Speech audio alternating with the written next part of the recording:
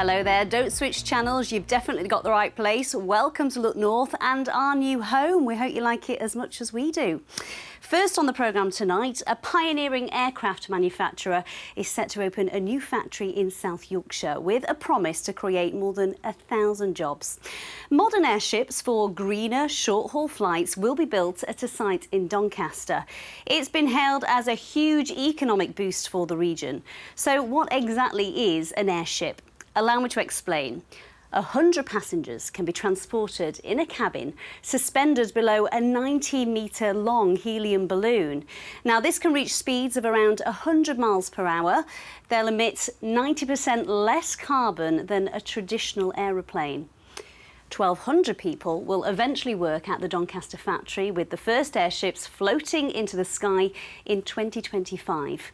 Our transport correspondent Spencer Stokes has been speaking to the company, promising to put Doncaster back on the aviation map. Looking like something from another planet, could this be the future of short-haul air travel? The UK company behind this helium-filled aircraft believes so, and next year will begin building the first of their airlanders at a huge new hangar in Doncaster. For the time being, a mock-up at a warehouse in Bedfordshire gives a glimpse of a very different travel experience. So this is an example of what we can do with Airlander like nothing else flying today. This one's for our tourism and leisure clients, but imagine this fitted out instead with 100 business class spacious seats. We're bringing a brand new green aircraft production line to Doncaster with all of the supply chain that's needed around that. So that's 1,200 new jobs in aerospace, a big new facility with aircraft being built and flown out of that facility for flight testing. It's a huge project and really exciting for the region. The original Airlander has now been deflated, but this is what it looked like in its hangar. A similar facility will be built in Doncaster, and the city's former airport is one of several potential sites.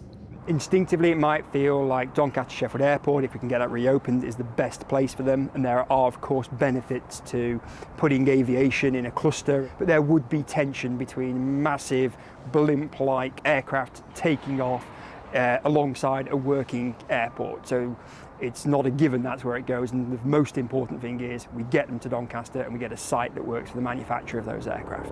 Hybrid Air Vehicles say even though the location remains under wraps, they will invest more than £300 million, with work starting later this year. We'll see aircraft flying from a couple of years' time and in service with their first customers in 2026 or 2027. That business will be exporting aircraft all around the world to go and fly those regional flights, net zero, coming out of the UK and more specifically out of Doncaster. There she goes, she's just away. Airship technology dates back a century, this one launching from Manchester in 1932. Back then they were inflated with flammable hydrogen. Today helium fills the canopy, and orders for Doncaster-built models have already been placed. In Spain, we're working with Air Nostrum, one of Europe's biggest regional airlines, and that is on pure passenger transport, 100 passengers at a time. What we're looking at in Scotland is a mix of passengers and freight to deliver people and things to the places that need them. Doncaster has, for the time being at least, lost its airport, but touchdown for hybrid air vehicles promises a very different aviation future in South Yorkshire. And certainly very fancy looking at the inside of there. Spencer's here now. Welcome to our new home, Spencer. Why Doncaster? Yeah, it's an interesting question. I think because the Advanced Manufacturing Research Centre is based down the road in Rotherham, they've seen some high-profile companies based there, Boeing and Rolls-Royce, so that's attracted them. But the Combined Authority, the Mayor, Oliver Coppard, has also played a big role in this. He's offered them £7 million as a loan if they set up in Doncaster. They've accepted that and say they're coming later this year. So I've asked Oliver Coppard this afternoon if that's public money well spent. Every investment, every business which is trying something new, which is at the cutting edge of their technology, always comes with risk.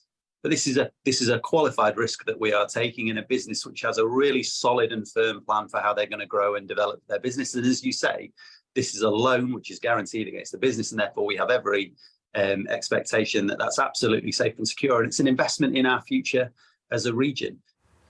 saw that fantastic black and white archive footage. This technology has been around for years, hasn't it? Why is it only happening now? Yeah, you can go back more than a century to the first airships.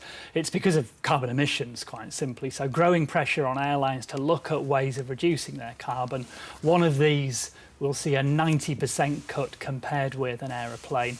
And of course, they can carry a lot more passengers than a green aeroplane, an electric aeroplane, only a handful of people on there. One of these could have 100 people travelling at 100 miles an hour. Built in Doncaster, hybrid air vehicles won't operate them, they'll then send them to an airline and they'll decide where in the UK, Europe or across the globe they are going to run. Fascinating. I'm sure our viewers will be excited to see how it progresses. Thanks, Spencer. Next tonight, a mother from Selby has described the heartache of watching her 12-year-old daughter's daily struggle with long COVID, 19 months after her first infection. Freya Chilvers is among an estimated 53,000 children aged between 2 and 17 who've struggled with the effects of the disease for more than a year. Now, while Freya has received help from a specialist NHS clinic to treat her symptoms, many of the underlying problems persist. Our health correspondent Jamie